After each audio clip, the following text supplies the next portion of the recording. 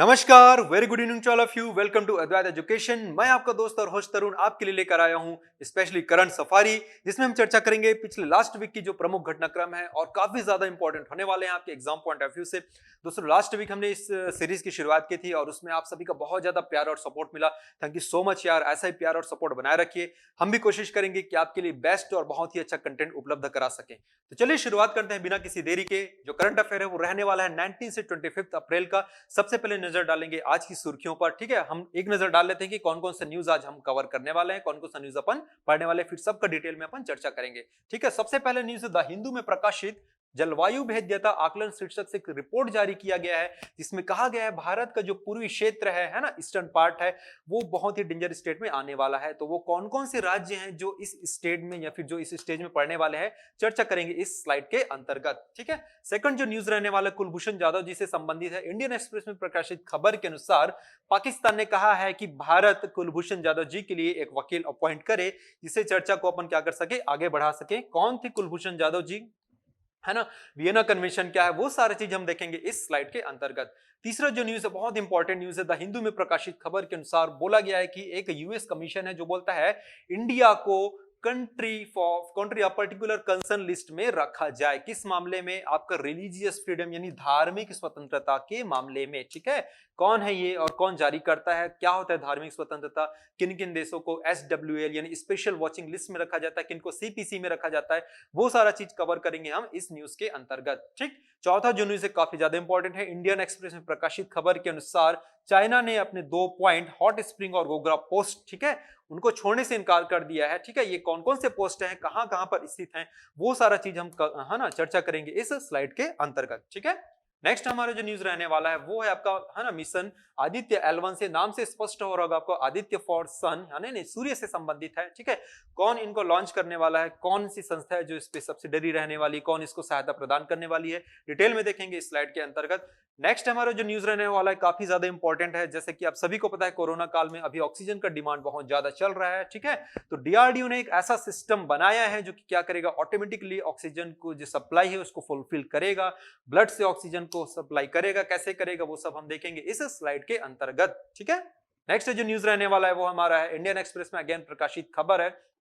इसमें कहा गया कि संसार के सबसे गहरे झील द वर्ल्ड्स डीपेस्ट लेक में यहां पर एक under water neutrino telescope launch किया गया है। ठीक है, तो देखो कई बार क्वेश्चन क्या होता है, डायरेक्ट हेडलाइन से उठा के दे देता, आपको ये नहीं पूछेगा कि उस अंडर वाटर, है ना, न्यूट्रिनो टेलीस्कोप का नाम क्या है। वो ये पूछ सकता है कि विश्व का यानी संसार का सबसे डीपेस्ट यानी सबसे गहरा झील कौन सा है। ठीक है, तो कौन सा है वो, बैकाल झील है। वो सारा चीज अपन इसके अंतर्गत देखने वाले हैं। ठीक, चलिए आगे बढ़ेंगे। हमारा नेक्स्ट जो न्यूज रहने वाला द हिंदू में प्रकाशित खबर, जिसमें बताया गया है कि इंडिया को अगेन जो आपका है ना प्रेस फ्रीडम का जो रैंक रहता है, इंडेक्स रहता है, उसमें भी अगेन यानी पिछले साल की तरह इस बार भी 142वां यानी 142nd रैंक मिला है।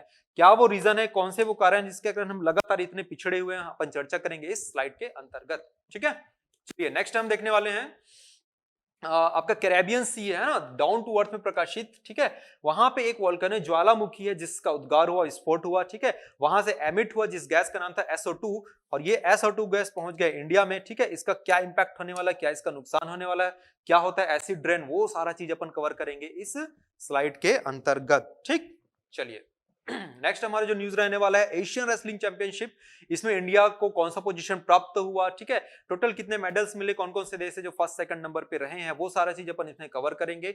और सबसे लास्ट में हम देखेंगे जो इंपॉर्टेंट डेज है, जैसे लास्ट हमने करंट अफेयर में भी किया था, महत्वपूर्ण जो दिवस रहते हैं, ठीक है, इन 19 से 25 के बीच, वो सारा चीज हम लोग देखने वाले हैं। ठीक है, स्पेशल जो स्कीम्स रहने वाली है, स्पोर्ट्स से रिलेटेड क्वेश्चन हो गए, कौन कौन से आपके रिपोर्ट्स जारी किए गए, कौन कौन कहां कहां पे अपॉइंट किया गया किस किस व्यक्तियों को, वो सारा चीज, कौन कौन से कॉन्फ्रेंस और सम्मेलन हुए। ठीक है, वो सारी चीज अपन कवर करेंगे इस स्लाइड के अंतर्गत। ठीक है, तो चलिए शुरुआत करते हैं। सबसे पहले पहला जो हमारा न्यूज रहने वाला है, ठीक है, तो एक फ्रेमवर्क का उपयोग करते हुए, है ना, क्या किया गया है, जलवायु भेद्यता आकलन इस शीर्षक से रिपोर्ट जारी किया गया है और बताया गया है कि भारत के जो आपके नॉर्थ ईस्ट और आपके ईस्ट वाले जो राज्य हैं, है ना, उन राज्यों में क्या कंडीशन आ गई है, जलवायु परिवर्तन से संबंधित यानी अनुकूलन से संबंधित समस्या उत्पन्न हो गई है। वो कौन कौन से राज्य हैं, तो वो राज्य याद रखना, उनका नाम है झारखंड, मिजोरम, ओडिशा, छत्तीसगढ़, असम, बिहार, अरुणाचल और पश्चिम बंगाल, ये सभी नॉर्थ ईस्ट और ईस्ट यानी बोला जाए तो स्पेशली आपके पूर्वी क्षेत्र के जो राज्य हैं, ठीक है। आप जानना चाहेंगे कि ये राज्य क्यों है ना। अच्छा, एक हम देख लेंगे कि इनका जो है ना क्या बोलते हैं, इस रिपोर्ट को कौन जारी किया था, तो विज्ञान और प्रौद्योगिकी विभाग, ठीक है, और एक स्विस एजेंसी जिसका नाम है डेवलपमेंट एंड कारपोरेशन, तो इनके द्वारा, ठीक है, क्या किया गया था, इसको जारी किया गया था, ठीक है।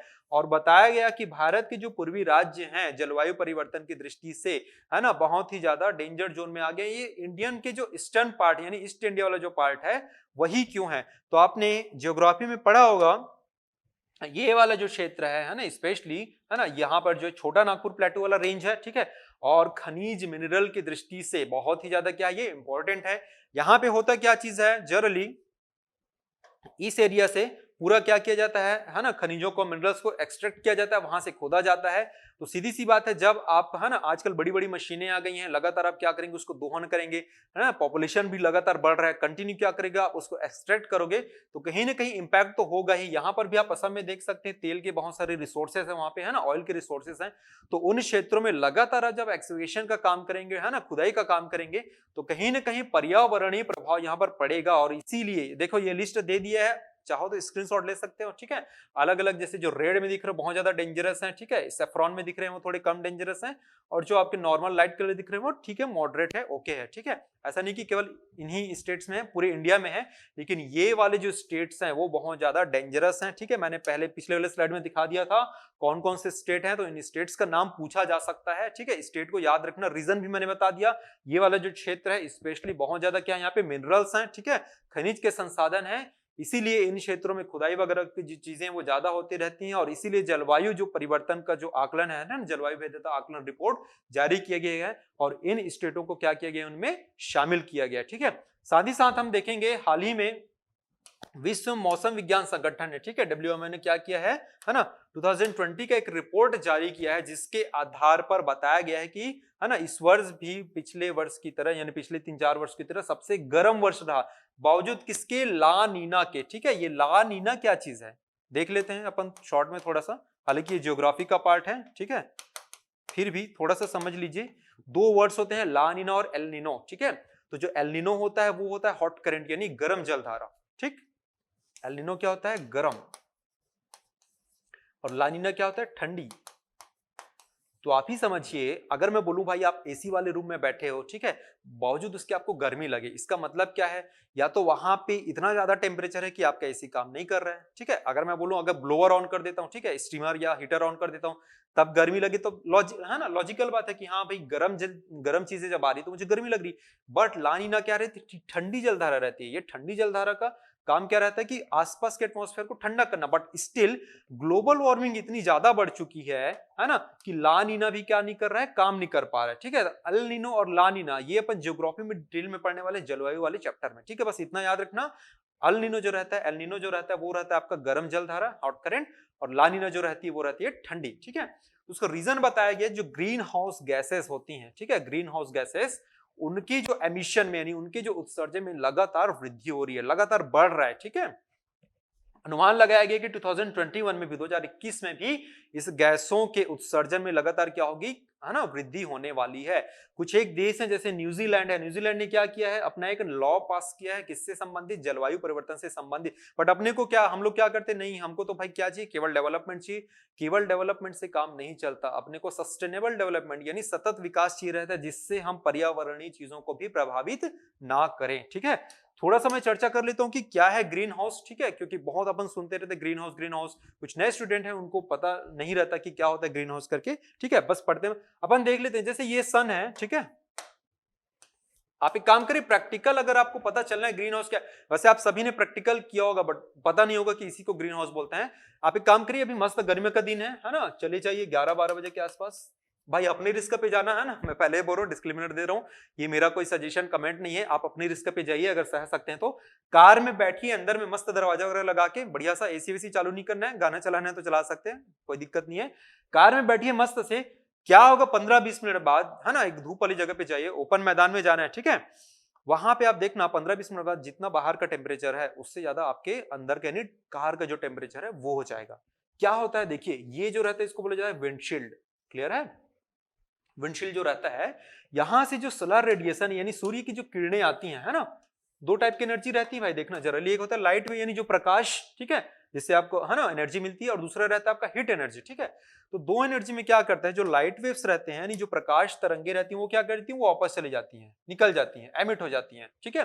बट जो हीट रहता है यानी जो आपका गर्मी रहता है, वो उस अंदर में यानी इस बॉडी के अंदर में क्या रहता है, रुक जाता है, वो डिसिपेट नहीं हो पाती। ये क्या कर देता है, ये पूरा शील्ड जो रहता है ना, ग्लास का कोई सा भी शील्ड रहता है, सोलर कुकर भी सेम एग्जांपल का रहता है, देखना उसमें ग्लास का वो लगा रहता है, ठीक है, यहाँ पे अंदर से, यहाँ से किरणें आती हैं, सूर्य किरणें आती हैं और एब्जॉर्ब, देखो अगर ब्लैक बॉडी रहा, ठीक है, तो ब्लैक चीजें क्या करती है, जल्दी क्या करती हैं, किरणों को एब्जॉर्ब करती हैं, व्हाइट क्या करती हैं, पूरी की पूरी इसको एमिट कर देती हैं। तो जनरली कार का इंटीरियर तो देखना बहुत सारी गाड़ियों में, है ना, ब्लैक ही रहता है, नहीं भी रहेगा तो नो डाउट ये क्या करता है, जो ग्लासेस रहता है वो खींचता है, ठीक है, लाइट वेव्स को, तो क्या कर देगा, भगा देगा वापस, ठीक है भाई, तुम्हारा कोई काम नहीं, तुम निकलो पहली फुर्सत में निकल, ठीक है। और ये क्या करता है, जो आपका क्या बोलते हैं, हीट वेव्स जो रहते हैं ना, मतलब जो आपके गर्मी वाली जो चीजें रहती हैं, गर्मी तरंग रहती हैं, उनको क्या करती है, इनको रोक के रखती है, और धीरे धीरे क्या करता है, टेम्परेचर इंक्रीज होते जाता है। एक टाइम ऐसा आता है कि पूरा बॉडी उबल जाएगा, है ना, डेड भी हो सकती है, कई केसेस आए हैं जिसमें बच्चों को ऐसी कार के अंदर छोड़ दिया जाता था और वो मर जाते थे, ठीक है। तो ग्रीन हाउस क्या होता है, यही होता है, मतलब ये जब छोटा सा ग्लास रहता है और वहां से हीट डिसिपेट अंदर आता है, ठीक है, दो किरणें आएंगी, ठीक है, प्रकाश किरणें आएंगी, ठीक है, यानी आपके लाइट वेव्स आएंगे और हीट आएंगी, लाइट वापस चला जाता है, बट जो हीट रहता है वो क्या रह जाता है, अंदर रुक जाता है। सिमिलरली अर्थ का एटमॉस्फेयर होता है ना, अर्थ जो रहता है, ये अर्थ हो गया, ठीक है, और बाहर रहेगा एटमॉस्फेयर, ठीक है। ये क्या करता है, पास तो कर देता है किनको, लाइट वेव्स को वापस भी भेज देता है, लेकिन जो हीट रहता है वो क्या रह जाता है, यहीं पे रुक जाता है। तो एसी का जो काम करता है, जैसे एसी क्या करेगा, एसी जब आप चलाओगे कार के अंदर तो हीट को क्या करेगा, डिसिपेट करेगा, रोकेगा। सिमिलरली यहाँ पे क्या करता है, एसी तो नहीं रहता लेकिन ओजोन लेयर पाया जाता है यहाँ पे, ठीक है, आपके स्ट्रेटोस्फीयर जो भी रहता है उसमें ओजोन लेयर पाया जाता है, वो क्या करता है, उसको जो क्या बोलते हैं, हीट वेव्स जो रहते हैं, जो खतरनाक जो विकिरणस रहते हैं, रेडिएशंस, ठीक है, उनको क्या करती है, रोकने का काम करती है। ओजोन लेयर जो डिप्लेट होते जाता है, उसका जब क्षरण होते जाता है, तो वो ग्लोबल वार्मिंग को क्या कर रहा है, बढ़ावा दे रहा है। और कितने भी आप ओजोन लेयर लगा लो, अगर खुद से आप कमी नहीं करोगे तो ग्लोबल वार्मिंग लगातार बढ़ने वाली है, ठीक है। तो जैसे जब आप कार के अंदर जब प्रवेश करोगे तो आप ऐसे रहते हो, जब आप एंटर मारोगे, है ना, कार में तो आप ऐसे रहते हो, और जब कार से आप बाहर निकलोगे, है ना, 15-20 मिनट बाद, तो आप ऐसे हो जाते हो, है ना। तो यही होने वाला है, हमारी जो पृथ्वी थी वो भी ऐसी ही थी एक टाइम पे। अब धीरे धीरे ग्लोबल वार्मिंग बढ़ रहा है तो ये ऐसे होने वाला है, इसी भी डेंजरस होने वाला है, मैं पहले से बता दूं आपको, ठीक है। तो आपको भी समझना है इस चीज को, ठीक, चलिए, this is the part of fun, nothing but okay. चलिए आगे बढ़ते हैं। ग्रीन हाउस गैसेस, है ना, कौन कौन सी गैसेस है, तो CO2 कार्बन डाइऑक्साइड, ठीक है, CO2, CH4 मीथेन हो गया, है ना, आपके SOX हो गए, ठीक है, सल्फर डाइऑक्साइड, ठीक है, बहुत सारे ऑक्साइड रहते हैं इसमें, CFC क्लोरोफ्लोरोकार्बन। तो ये सारे बहुत सारे, है ना, जल वाष्प वगैरह, वाटर वेपर, उसको भी अपन किस में काउंट करते हैं, ग्रीन हाउस गैसेस में, ठीक है। तो बहुत सारी ये क्या है, आपके ग्रीन हाउस गैसेस है, मतलब ऐसे गैसेस जो कि ग्रीन हाउस इफेक्ट को बढ़ाने का कार्य करते हैं, वो क्या कहलाते हैं, ग्रीन हाउस गैसेस। क्वेश्चन पूछा जाता है कौन कौन सी गैसेस इंपॉर्टेंट है, मेजर रोल क्रिएट करती हैं, तो सबसे ज्यादा है आपका CO2, ये याद रखिए, ठीक है। चलिए आगे बढ़ेंगे, अगले जो न्यूज की तरफ है वो है, पाकिस्तान ने अपील किया कि भारत अपना खुद का एक वकील, है ना, अपॉइंट करे, किन के लिए, कुलभूषण जाधव मामले में, ठीक है। तो ये कौन थे, थोड़ा सा एक बार देख लेते हैं हम लोग। कुलभूषण जाधव जी हैं, जो है ना, 50 इयर्स के थे, ठीक है, और ये इंडियन नेवी के, है ना, भारतीय नौसेना अफसर थे, ठीक है। और 2017 में, 2017 में क्या किया गया, पाकिस्तान के द्वारा एक आरोप लगाया गया, किसके, जासूसी और आतंकवाद, उसके संबंध में ना, याद रखना, जैसे हम लोग बोलते हैं ना, पाकिस्तान हाफिज सईद एंड ऑल, इन लोग को बोलते हैं कि he is the terrorist and all करके, तो उन लोग भी सीधी सी बात है, उनको भी रहेगा ये चीज। तो उन्होंने क्या किया, कुलभूषण जाधव जी को, कि क्या बोलते हैं, इन्होंने आतंकवाद और जासूसी किया पाकिस्तान में, ओके। और उसके आरोप में क्या किया गया, इसको कोर्ट मार्शल किया गया वहां पे पाकिस्तान में। लेकिन भारत ने वियना कन्वेंशन के आर्टिकल 36 के जो प्रावधान थे, ठीक है, जो क्लॉज थे, जो आर्टिकल 36 के, है ना, उसके तहत कहा कि भाई आपने रूल को वायलेट किया है, और ये जो मामला कहां पे गया, है ना, ICJ यानी इंटरनेशनल कोर्ट ऑफ जस्टिस, यहां पे गया। कमेंट करके बताइए इसका जो मुख्यालय है वो कहां पर है, ठीक है, ICJ का, ठीक। तो इन्होंने कहां पे उठाया मामला, ICJ में, इंटरनेशनल कोर्ट ऑफ जस्टिस में, ठीक है, किसके तहत, वियना कन्वेंशन के 36 जो आर्टिकल था उसके तहत। क्वेश्चन ये भी पूछा जा सकता है, what is the Vienna convention, बहुत चर्चा में रहा है, तो थोड़ा सा हम एक नजर मार लेते हैं, ठीक है, वियना कन्वेंशन पे, ठीक। तो जो वियना कन्वेंशन होता है इसके मुताबिक आप किसी भी डिप्लोमेटिक, है ना, किसी भी डिप्लोमेट को यानी राजनयिक को क्या नहीं कर सकते, आप अरेस्ट नहीं कर सकते, ना ही आप उसको कस्टडी में रख सकते हैं, ठीक है। आर्टिकल 36 कहता है कि अगर किसी देश का कोई विदेशी नागरिक, है ना, या फिर जिसको आपने पकड़ रखा है, ठीक है, तो उसको अधिकार है कि वह अपने संबंधित देश के एम्बेसी यानी दूतावास से क्या कर सके, संपर्क कर सके, साथ ही साथ वहां के एम्बेसडर को क्या कर सके, फैक्स करके क्या कर सके, वो उसको सूचना दे सके। तो पाकिस्तान चूंकि जा रहे हो, है ना, बहुत ही खराब नेशन है, तो उसने क्या किया था, इन सब चीजों को वायलेशन किया था। तो भारत इसी को आधार मानकर कि वियना कन्वेंशन का जो आर्टिकल 36 है, आपने उस रूल को वायलेट किया है, उसको आधार मानकर भारत, है ना, कहां पे गया था, आईसीजे पे। तो पाकिस्तान का जो इस्लामाबाद हाई कोर्ट है उसने कहा कि भाई तुम क्या करो, ठीक है, अपने लिए एक वकील अपॉइंट करो, बाकी अगर हम इसमें चर्चा करते हैं, ठीक है। चलिए आगे बढ़ते हैं हम लोग अगले न्यूज की तरफ। यह है आपका द हिंदू में प्रकाशित, इस खबर के मुताबिक, है ना, USCIRF यानी आपका जो होता है ना, United state international religious freedom commission, है ना, ये क्या करता है, अलग अलग देशों के लिए लिस्ट जारी करता है, ठीक है।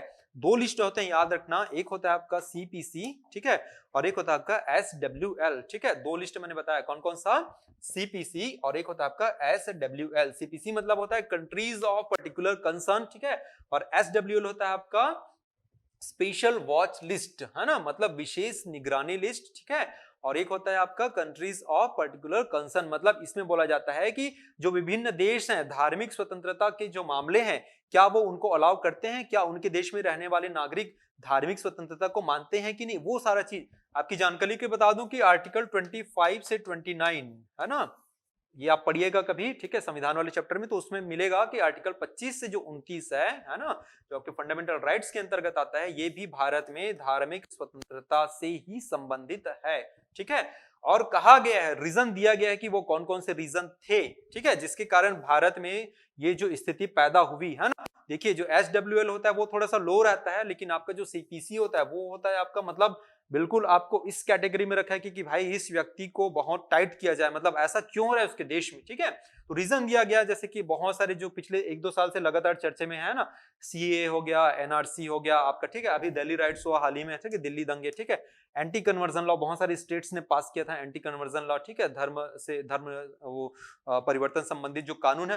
तो इन सब चीजों के कारण जो स्थिति निर्मित हुई देश में, ठीक है, होता क्या चीज है, कई बार लोग, है ना, जैसे कि जो पॉलिटिशियंस रहते हैं अपना गेम खेलते हैं, वोट का पोलराइजेशन करते हैं, ध्रुवीकरण करते हैं, तो वो सारी चीजें उनकी बात है यार, बट ये हमको देखना है कि क्या उसके कारण हमारे देश में अशांति पैदा हो रही है, यस और नो। अगर यस हमारे देश में अशांति का माहौल है, अगर वो चीज हम कहीं ना कहीं तोड़ने वाली बात है, अगर देश को तोड़ने वाली बात है, ठीक है, तो ये देश के लिए अच्छी खबर नहीं है। और देखो ये चीज अगर कोई बाहर वाला बता रहा है ना, बाहर वाले जैसे यूएस के कमीशन ने किया, वो किसी एक देश के लिए तो जारी करेगा नहीं, बहुत सारे देशों के लिए जारी किया है, तो कहीं ना कहीं चीज है, अगर कुछ चीज गलत हो रहा है तो हो सकता है उसके बारे में, है ना, हमको समझदारी से काम लेना चाहिए, हमको उस चीजों को समझना चाहिए, ठीक है।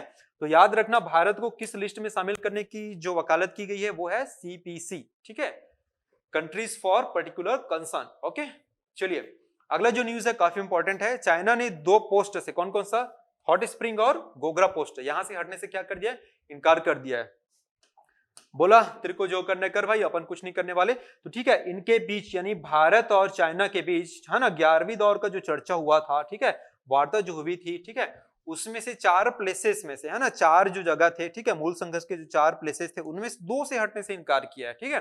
अलग अलग पॉइंट्स होता है जिनको बोला जाता है PP, ठीक है, हॉर्न वाला PP नहीं है, PP होता है आपका पेट्रोलिंग पॉइंट्स, ठीक है, अलग अलग नाम दिया जाता है, जैसे PP15 पढ़ेंगे, PP17A पढ़ेंगे। आपने एक मूवी देखी होगी, है ना, विक्रम बत्रा नाम सुना होगा आपने, कारगिल युद्ध के दौरान जैसे बोला कि I want capture point 4156, point 4152, तो पॉइंट्स जो होता है पेट्रोलिंग पॉइंट्स रहती है, एक्चुअली हाइट पे ऐसे बहुत बड़े, है ना, आपका हिली एरिया रहता है, माउंटेन एरिया रहता है, तो वहां से पेट्रोलिंग किया जाता है पर्टिकुलर पॉइंट, क्योंकि देखो सारा जगह तो सेम सेम दिखता है, तो इन्होंने क्या कर रखते हैं वहां पे कोडिंग करते हैं, ठीक है, जिसका नाम होता है आपका पेट्रोलिंग पॉइंट, जिसको बोला जाता है PP, ठीक है। तो हम देखेंगे गोगरा पोस्ट कहां पे, ये भाई ये आप मैप देख लीजिए इंडिया का, ओके।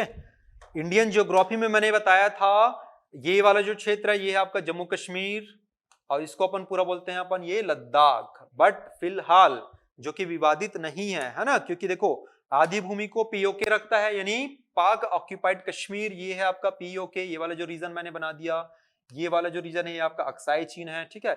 इतना केवल रीजन हमारे पास है, इसको विवादित भूमि बोला जाता है, ठीक है। तो उनमें से ये वाला जो रेंज है गोगरा पोस्ट है, और ये है आपका हॉट स्प्रिंग। क्लियर है? रेंज को याद रखना, पूछा जा सकता है कहां पर है करके, कई बार क्वेश्चन इनडायरेक्टली भी बनाते हैं, ठीक है। मैं बार बार इस चीज को बोल रहा हूं, ठीक।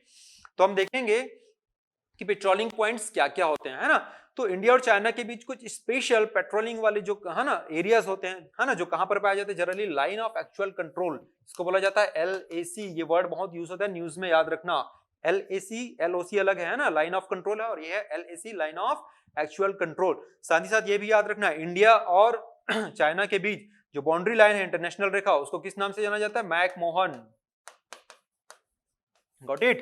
इंडिया और पाकिस्तान का होता है रेड क्लिफ, है ना, इंडिया और चाइना का मैकमोहन लाइंस, ठीक है। तो ये जो मैंने बताया था 0.15, ये कौन सा है? हॉट स्प्रिंग है। और 0.17, ठीक है, 17A यानी 17A, ये किसके लिए है? आपका गोगरा पोस्ट के लिए। Got it? चलिए आगे बढ़ते हैं, थोड़ा सा देखेंगे इसमें। ये देखिए भाई, ये है आपका, है ना, गलवान वैली और पेंगोंग लेक। ओके ये चीज मैंने यहाँ पे क्यों लेके आया है, आपका जो गोगरा पोस्ट, ठीक है, और जो हॉट स्प्रिंग था वो इन्हीं दोनों के बीच है ना, मतलब यहीं पर स्थित है। क्लियर है? अब यहाँ पे जो फेमस जगह हैं, दो फेमस प्लेसेस हैं, गलवान वैली, है ना, हमारे लास्ट टाइम यहाँ से बहुत सारे हमारे आर्मी के जो शहीद हुए थे, क्लियर है, तो वो चर्चा में था वो, तो याद रखना कहाँ कहाँ पर है पोजीशन। ये है आपका गलवान वैली और ये है आपका पेंगोंग लेक। जी हाँ, बिल्कुल सही समझे, पेंगोंग लेक वही लेक है, ये जो दिख रहा है, ये पर्सन मैं ही हूँ, ठीक है, कंफ्यूज होने की जरूरत नहीं है ना। यहाँ पे हम गए थे, तो ये वही पेंगोंग लेक है जहां पर 3 इडियट मूवी का शूटिंग हुआ है। करीना कपूर आती है ना, स्कूटर में मस्त बैठ के, वहां पे लास्ट वाला जो सीन है वो यही पेंगोंग लेक का है। और ये जो लेक है, याद रखना, इस लेक के बारे में आधा इंडिया में है और आधा इधर अक्साई चीन में है, यानी चाइना में है, ठीक है। ऐसा लेक है जो इंडिया और चाइना दोनों जगह पे है। साथ ही साथ याद रखना, ये जो है खारे पानी की झील है भाई, साल्ट वाटर लेक है, याद रखना, मीठे पानी की नहीं। जनरली ऊपर रहते हैं, जैसे क्या याद आता है कि मीठा पानी, बट ये मीठे पानी की नहीं है, खारे पानी की है। केबीसी में भी एक क्वेश्चन आया था, बेचारा पता नहीं शायद lakh 1.5 lakh, I think idea नहीं है, उसने भी मीठे पानी का समझ के मार दिया था, गलत हो गया था, ठीक है। कौन सी झीलें? खारे पानी की झीलें। तो ये जो एक्स्ट्रा फैक्ट है वो याद रखना। मैं एक्स्ट्रा फैक्ट बार बार क्यों करा रहा हूं, ताकि आपको अलग से भटकने की जरूरत ना पड़े, आप साथ ही साथ इन सब चीजों को कवर कर लो। तो वो क्वेश्चन पूछेगा कि जो गोगरा पोस्ट, ठीक है, और हॉट स्प्रिंग वो कहां पर है। तो 3 रेंज हमने पढ़ा था, काराकोरम, लद्दाख और जास्कर। तो ये जो लद्दाख है इसके बिल्कुल ईस्ट वाले क्षेत्र पे है, यानी इसके पूर्वी क्षेत्र में। और किनके बीच है? गलवान वैली और पेंगोंग लेक। ये दोनों चीज अपन याद रखेंगे, ठीक है। चलिए आगे बढ़ते हैं हम लोग। पांचवा जो न्यूज होने वाला है, मिशन आदित्य L1। आदित्य से क्या समझते हैं? आदित्य किसका होता है? आदित्य जो अपन यूज करते हैं, है ना, सन यानी सूर्य के लिए, ठीक है। तो भारत का जो एक एजेंसी है, या फिर बोल सकते हैं इंस्टीट्यूट है, जिसका नाम है Aryabhatta research institute for observational science, ARIES, ठीक है। एरीज जो होता है मेष राशि, आपने राशि पढ़ा ना, 12 जो राशियां होती है उसी का ही नाम है, इसका शॉर्ट नाम है। अपन इंडियन लोग थोड़ा सा याद रह करके क्या करते हैं, कोशिश करते हैं। तो क्वेश्चन में कंफ्यूज मत हो ना, Aryabhatta research institute of observational है, सर यहाँ पे ई क्यों आया?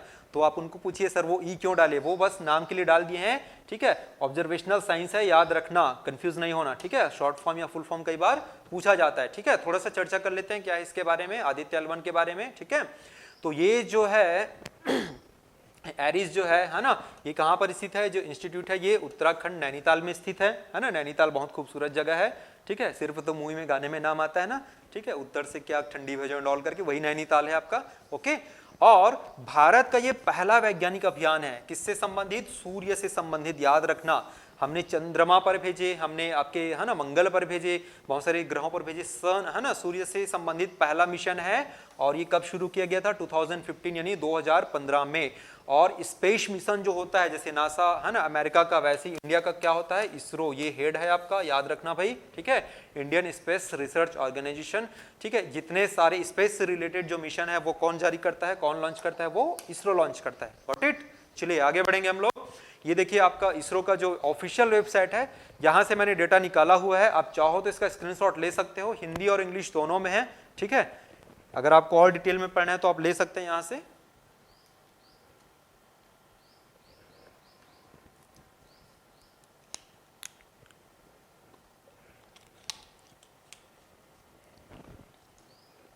चलिए ठीक है, आगे बढ़ेंगे हम लोग अगले न्यूज की तरफ। इसी से रिलेटेड है, हिंदुस्तान टाइम्स में प्रकाशित, ठीक है, बहुत इंपॉर्टेंट न्यूज है। नासा का एक छोटा सा रोबोट हेलीकॉप्टर जिसका नाम था इंजुनिटी, क्या नाम था, इंजुनिटी, है ना, और किस ग्रह पे भी पूछा जा सकता है, तो मार्स पे, है ना, किस पे, मार्स पे, यानी मंगल ग्रह पे, रेड ग्रह जिसको बोला जाता है, लाल ग्रह, ठीक है, मंगल ग्रह पे लॉन्च किया गया था लैंड जिसने सफलतापूर्वक क्या किया, टेक ऑफ किया और लैंड किया। राइट ब्रदर्स जो थे उन लोग भी इस टाइप से ही कुछ सिस्टम यूज किए थे, सेम इन्होंने भी यूज किया। तो नासा के द्वारा जारी किया गया था इस हेलीकॉप्टर का क्या नाम था, इंजुनियटी, और कहां पे किया गया था, ये मंगल ग्रह पे, याद रखिएगा, ठीक है। एक और न्यूज देख लेते हैं, रशिया से रिलेटेड, उन्होंने एक अपना एक मिशन लॉन्च करने का, है ना, खोज रखा है जिसका नाम है ल्यूना 25। ल्यूना मतलब सीधी सी बात है किससे रिलेटेड है, ल्यूनर यानी चंद्रमा से, ठीक है। और यहां पर जो बर्फ है ना, यानी इसकी धरती के, सॉरी, चंद्रमा की धरती के नीचे जो बर्फ जमा है उसके अध्ययन के लिए, ओके। दो तीन टाइप से क्वेश्चन बन सकते हैं, किसने किया है, रशिया ने किया है, ठीक है, क्या नाम है, ल्यूना 25, किससे रिलेटेड है, तो उसके जो चंद्रमा की धरती में, है ना, नीचे में जो बर्फ जमी है उसकी खोज से संबंधित, ठीक है। ये लॉन्च नहीं हुआ है, लॉन्च किया जाना है ना, अगले 2-4 महीनों में, ओके। चलिए आगे बढ़ते हैं, बहुत इंपॉर्टेंट न्यूज रहने वाला, ये आपका डीआरडीओ ने एक सिस्टम लॉन्च किया है, ऑक्सीजन डिलीवरी सिस्टम, क्या नाम है, ऑक्सीजन डिलीवरी सिस्टम, ठीक है। आपने देखा होगा कि अभी कोरोना जो चल रहा है, अभी सेकंड स्टेज, सेकंड जो वेव है ना, बहुत ज्यादा डेंजरस हो चुका है, ठीक है। बट अपने को ख्याल रखना है, अपनों का सभी का बिल्कुल पॉजिटिव होकर चलना है, सब धीरे से अपन लड़ेंगे, जीतेंगे, हराएंगे कोरोना को, ठीक है। तो इन्होंने क्या बोलते हैं, ऑक्सीजन डिलीवरी सिस्टम लॉन्च किया है, क्या है अपन थोड़ा सा शॉर्ट में देख लेते हैं इसके बारे में, ठीक है।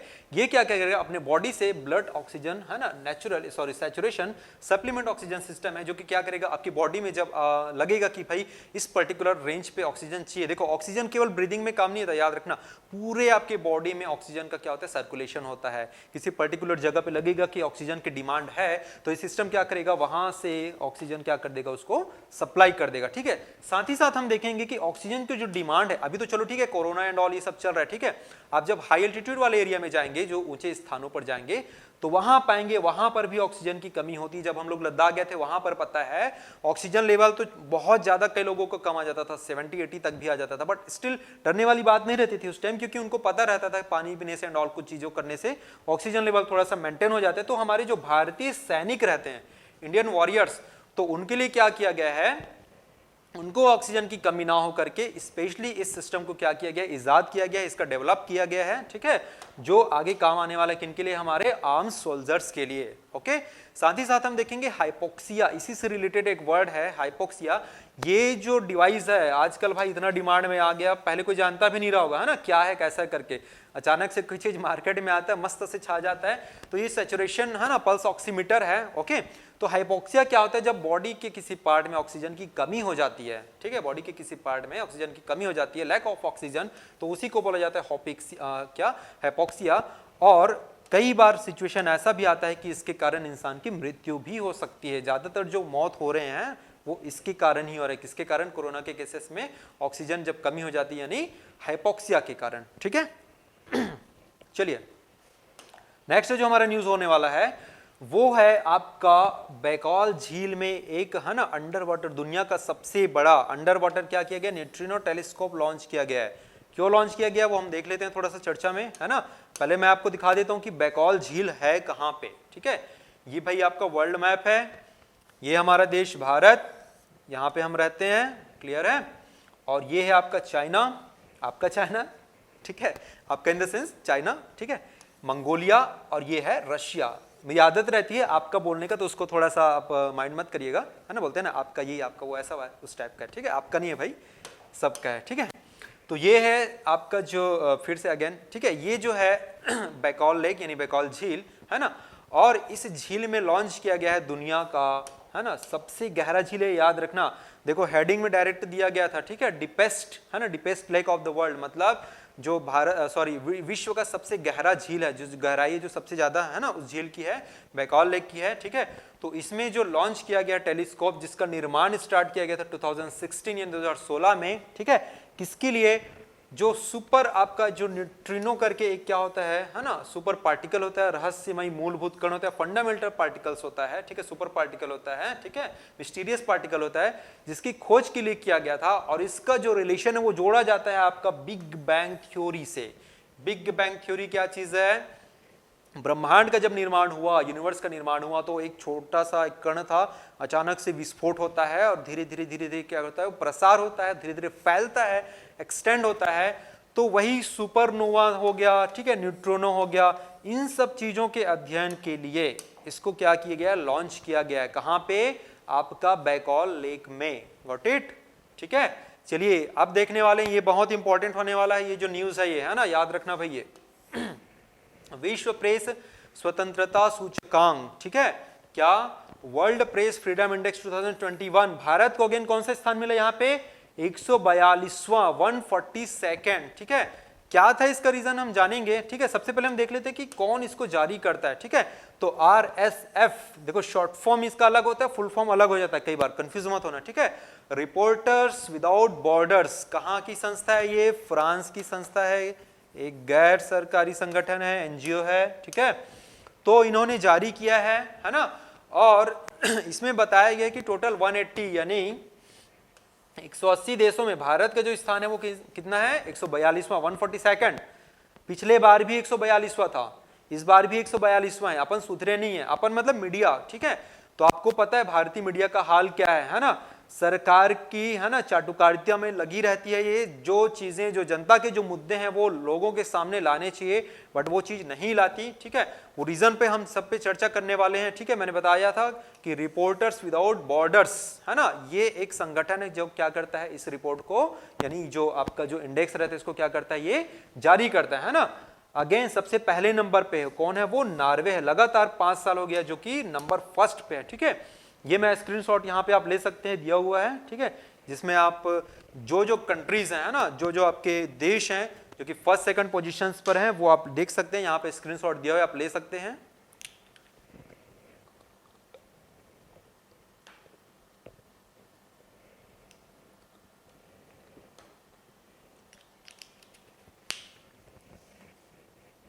चलिए, तो ये थे आपके फर्स्ट से स्टार्टिंग, है ना। फर्स्ट सेकंड में है आपके नॉर्वे हो गया, फिनलैंड, स्वीडन, ओके।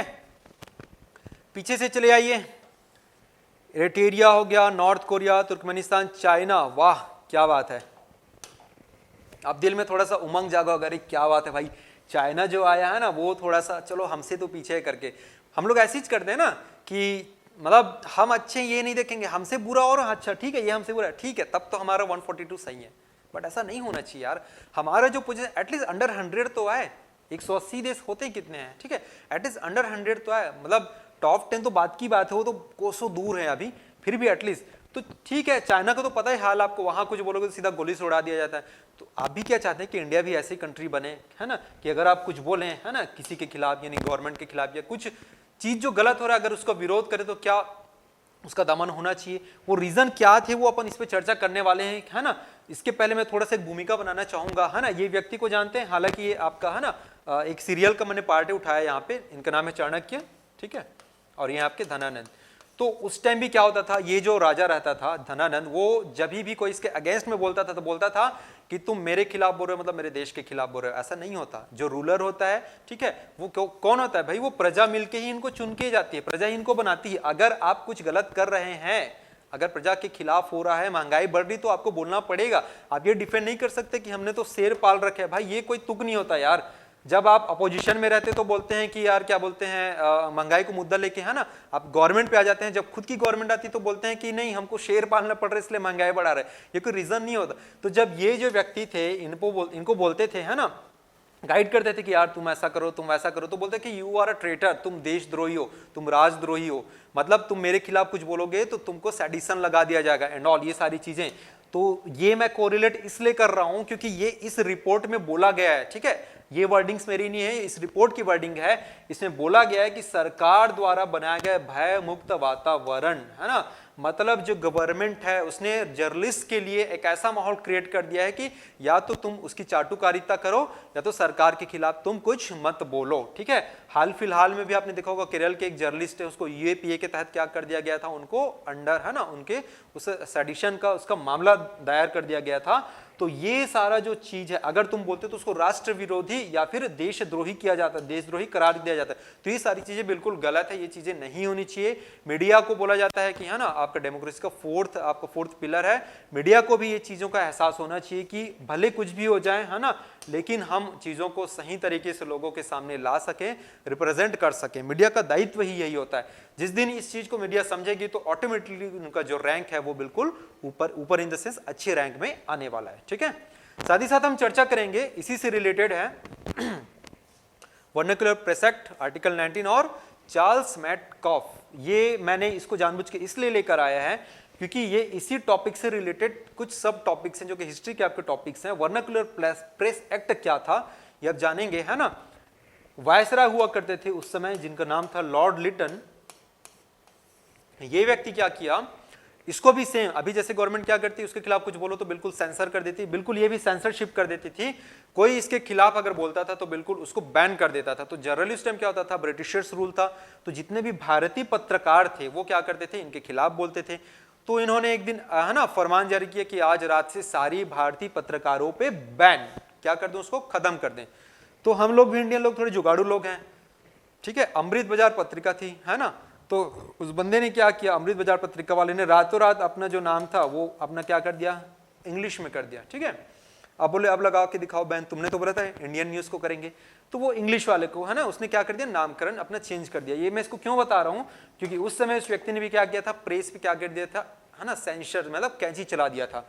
दूसरा जो हम देखने वाले हैं चार्ल्स मैटकॉफ, ये एक सज्जन व्यक्ति थे, दुर्जन भी रहते हैं सज्जन भी रहते हैं, दोनों टाइप के लोग रहते हैं। ठीक है, तो इन्होंने क्या किया था, भारतीय प्रेस को बोल दिया था कि भाई तुमको जो छापना है छापो, डोंट केयर, मुझे फर्क नहीं पड़ता। ठीक है, तो इसीलिए इसको बोला गया था भारतीय प्रेस का मुक्तिदाता। ओके, आर्टिकल 19 की चर्चा में क्यों करने वाला हूं, ये बहुत बार पूछा गया बहुत सारे एग्जाम्स में। ठीक है, ये पूछा गया है कि प्रेस की स्वतंत्रता का संबंध भारत के किस आर्टिकल्स यानी किस अनुच्छेद से है। तो पार्ट 3 भाग 3 का जो रहता है आर्टिकल 19, ठीक है, फ्रीडम ऑफ एक्सप्रेशन यानी अभिव्यक्ति की स्वतंत्रता, उसके अंतर्गत आता है कौन सा, प्रेस की स्वतंत्रता। तो ये सारा चीज अपन याद रखना है, एक्स्ट्रा फैक्ट्स हैं। ओके, चलिए आगे बढ़ेंगे हम लोग अगले न्यूज की तरफ।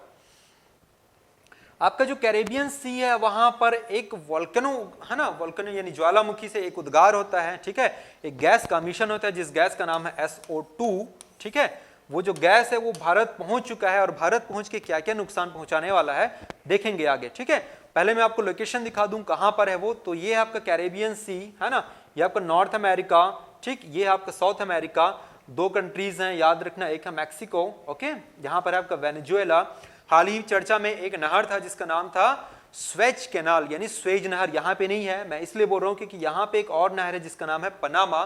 तो ये सारी चीजें देखो, चर्चा में था आपका स्वेज कैनाल, क्वेश्चन आ सकता है आपका पनामा से। ठीक है, पनामा में आपका लॉकिंग सिस्टम, वो सारा चीज ज्योग्राफी का पार्ट है, ज्योग्राफी में पूरा डिटेल में कवर होने वाला है, डोंट वरी। ठीक है, तो ये एक्स्ट्रा फैक्ट्स हैं, इसको आप करंट के साथ साथ लेके चलिए, आपका फायदा ही होने वाला है, कोई नुकसान नहीं होने वाला। ठीक है, तो ये मैक्सिको, ठीक है, ये आपका ग्वाटेमाला, निकारागुआ, वेनेजुएला, ओके, और ये जो रेंज है यहीं पर है आपका वेस्ट इंडीज। ठीक है, और कैरेबियाई जो सी है यहां पर एक जगह है जहां पे है ना एक आइसलैंड है और यहीं पर से ज्वालामुखी का उद्गार हुआ है और ये गैस निकली है SO2। ओके, और यही गैस बढ़ते बढ़ते बढ़ते कहां पहुंची है, भारत पहुंची है। तो मैं बता दूं उसका जो लोकेशन है ना, वो कौन से कैरिबियाई द्वीप का सेंट विसेंट और ग्रेनेडाइंस यहां पर स्थित है ना। अलग अलग टाइप के क्या थे, ज्वालामुखी होते हैं, वोल्केनस होते हैं, सक्रिय ज्वालामुखी था ये। ठीक है, कैसा ज्वालामुखी था ये, एक सक्रिय ज्वालामुखी था जो कि वहां से SO2 गैस का उद्गार हुआ है ना, और ये कहां पहुंच गया, भारत में। और किसके लिए रिस्पॉन्सिबल हो सकता है भाई, ये अम्लीय वर्षा यानी एसिड रेन, याद रखना। ठीक है, SO2 यानी सल्फर डाइऑक्साइड और आपके नाइट्रोजन के ऑक्साइड्स है ना, ये दोनों क्या करते हैं, अम्लीय वर्षा के लिए क्या होते हैं, रिस्पॉन्सिबल होते हैं, यानी एसिड रेन के लिए रिस्पॉन्सिबल होते हैं। क्या होता है एसिड रेन, शॉर्ट में थोड़ा सा मैं बता देता हूं आपको, NOx यानी नाइट्रोजन के ऑक्साइड, ठीक है, और SOx यानी सल्फर के ऑक्साइड, यानी हो जाएगा ये आपका H2SO4 और HNO3 जिसको बोला जाता है nitric acid and sulphuric acid. फिलहाल अभी बात हो रही है आपकी सल्फर डाइऑक्साइड की, ठीक है।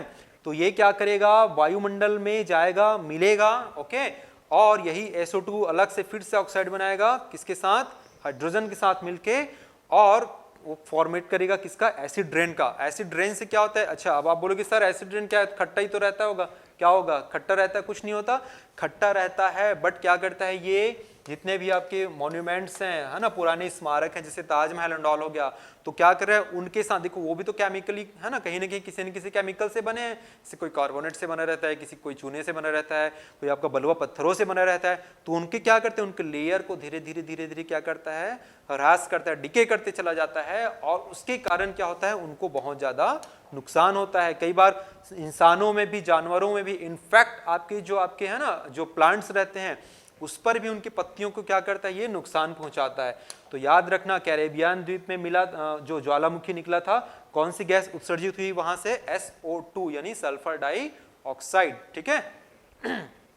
चलिए अपना हमारा जो नेक्स्ट न्यूज है वो है आपका एशियन रेसलिंग चैंपियनशिप हाल ही में जो आयोजित हुआ था, ओके, और यहाँ पे भारत को कौन कौन सा रैंक मिला, ठीक है, टोटल मैं बात कर लेता हूँ।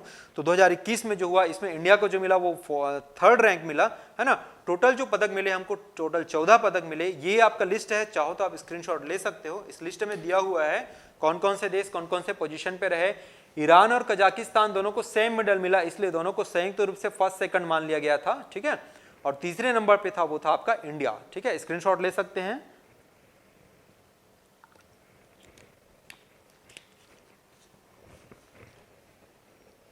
चलिए आगे देखेंगे वो भारत के कौन कौन से जो है ना प्लेयर्स थे, खिलाड़ी थे जिनको ये मेडल्स प्राप्त हुआ। 5 लोग थे जिनको गोल्ड मेडल मिला है, विनेश फोगाट, सरिता मोर, दिव्या काकरान, अंशु मलिक और रवि कुमार डाहिया, ठीक है। ये वो लोग हैं जिनको गोल्ड मेडल मिला है, ओके। बाकी जो अन्य लोग हैं अपन उसको भी देख लेते हैं। बाकी जो लोग हैं, है ना, इनको जो मिला है आपको सिल्वर मेडल है ना, आपका बजरंग पुनिया है, साक्षी मलिक है, दीपक पुनिया है, आपका सीमा बिस्ला, इनको यहाँ से ब्रॉन्ज मिला है। देखो कलर मैंने कोडिंग कर रखा है, ओके। ये गोल्ड है आपके, है ना, ये वाले गोल्ड कलर हो गए, ये वाला आपके सिल्वर हो गए, और ये वाला आपके ब्रॉन्ज, ठीक है। तो ये आप स्क्रीनशॉट एक बार ले लीजिए, सारा नाम यहाँ पे पढ़ना पॉसिबल नहीं है ना, और ये आप रख सकते हैं।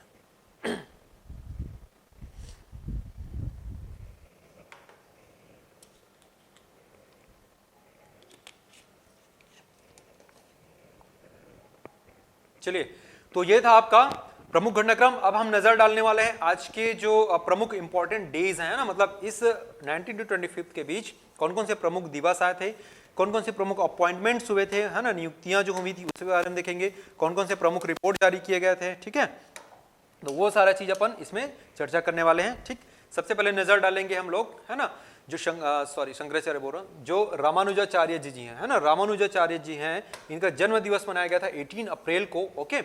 ये वैष्णववाद और विशिष्ट अद्वैतवाद, इन दोनों के क्या थे, प्रवर्तक थे, याद रखना। वैष्णववाद एंड विशिष्ट द्वैतवाद दर्शन का एक पार्ट है, फिलॉसफी का अलग अलग दर्शन होता है ना, जैसे अद्वैतवाद शंकराचार्य जी ने दिया था, विशिष्ट अद्वैतवाद, है ना, और होता है आपका क्या बोलते हैं शुद्ध अद्वैतवाद, ठीक है, द्वैतवाद एंड ऑल। तो उनके जो फिलोसोफर थे, है ना, इनकी जो फिलॉसफी थी उनकी नाम थी विशिष्ट अद्वैत, विशिष्ट प्लस अद्वैत, ओके। और ये जो थे वेदांत दर्शन, वेदांत किसको माना गया है, जो वेदों के लास्ट पार्ट थे ना, उपनिषद एंड ऑल, तो उन पर आधारित इनका जो दर्शन था तो वेदांत दर्शन। और इन लोग अलग अलग भाष्य लिखते थे, भाष्य मतलब होता है उस पर टीका लिखना, ठीक है। तो वेदों को आधार मानकर अलग अलग भाष्य लिखा जाता था, जिसमें मुख्य रूप से ब्रह्मसूत्र रहता था, भगवत गीता रहता था, और आपका वेदांत, इन तीनों को मिलाकर भाष्य लिखा जाता था। इनका जो भाष्य था जिनका नाम था श्री भाष्य। तो ये सारी चीज याद रखना, की पॉइंट्स है, पूछा जा सकता है कौन कौन इनसे रिलेटेड है कि नहीं, ठीक है। नेक्स्ट जो है हाल ही में मनाया गया, है ना, वर्ल्ड लीवर डे, विश्व यकृत दिवस। याद रखना हमारे शरीर का बहुत इंपॉर्टेंट और बहुत ही इंपॉर्टेंट ग्रंथि है ये, ठीक है। ग्रंथि यानी यहाँ से जहाँ बहुत सारी चीज सिक्रेशन होता है, और जो लीवर रहता है, लीवर का स्ट्रॉन्ग रहना बहुत जरूरी है। हेपेटाइटिस या फिर जॉन्डिस, पीलिया जब होता है तो सबसे पहले इसी को अटैक मारता है, लीवर को, ठीक है। पीला हो जाने के कारण, है ना, पूरा बॉडी भी क्या हो जाता है, पीला पड़ जाता है। तो लोगों में अवेयरनेस लाने के लिए हर वर्ष 19 अप्रैल को क्या मनाया जाता है, विश्व लीवर डे, ठीक है।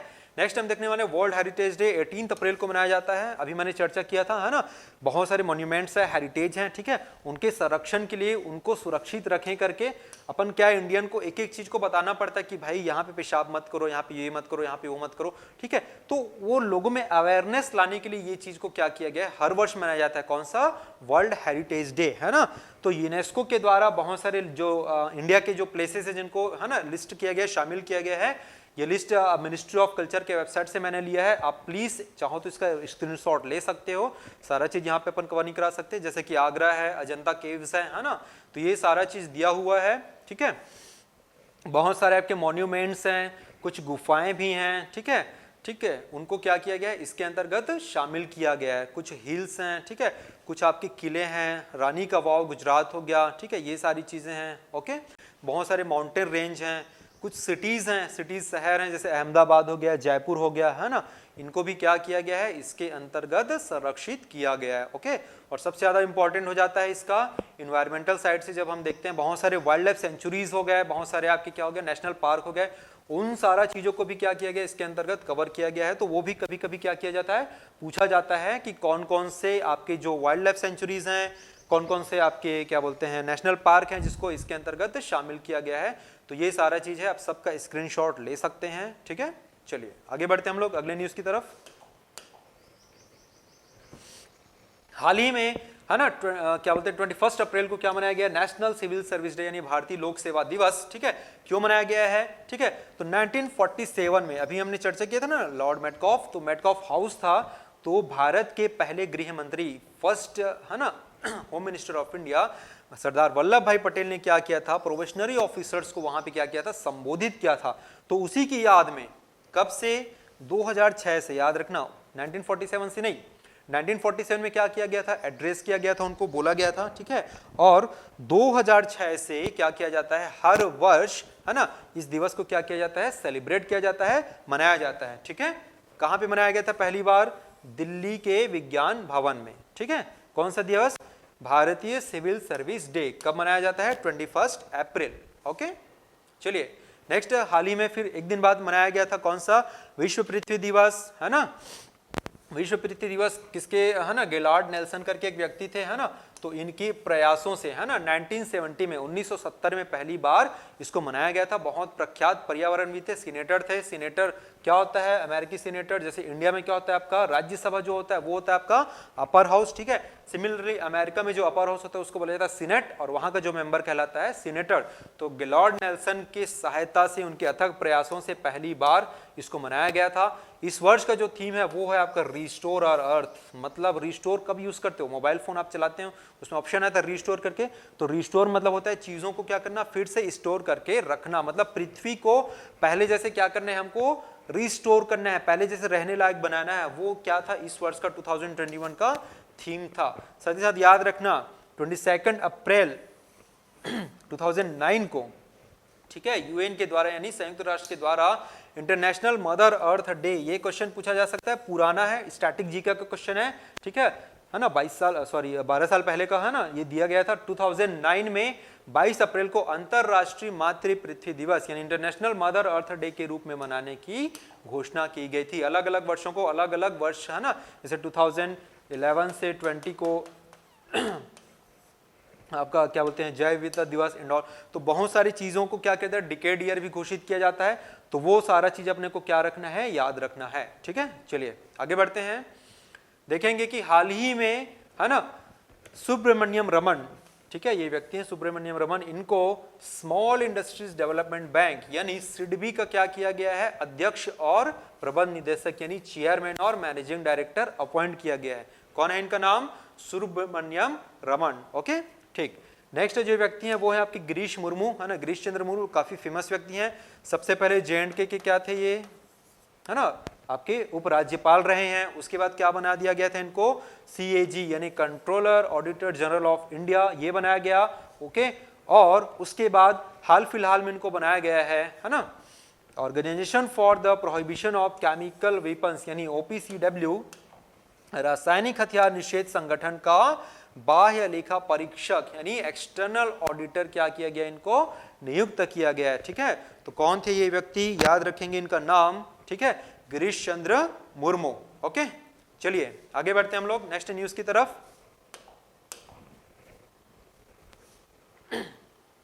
हाल ही में एक जारी किया गया रिपोर्ट है ना, ठीक है, सॉरी कॉम्पैक्ट जिसको बोला ग्लोबल डायबिटीज कॉम्पैक्ट, ठीक है, ये 100 वर्ष पूरे होने पर, किसके 100 वर्ष पूरे होने पर, इसकी खोज के, है ना, इंसुलिन की। तो जो इंसुलिन है किनको इंजेक्ट किया जाता है, जनरली जो शुगर पेशेंट रहते हैं, ठीक है, जो डायबिटीज की जो पेशेंट रहते हैं उनके लिए इंसुलिन इंजेक्ट किया जाता है, उसी की खोज के, है ना, 100 वर्ष पूरे हुए। मतलब सीधी सी बात है, कब खोजा गया था इसको, 1921 में, याद रखिएगा। जो शताब्दी वर्ष रहते हैं, है ना, जो शताब्दी वर्ष रहते हैं उन पे जनरली क्वेश्चन बनाया जाता है, पूछा जाता है, ठीक है।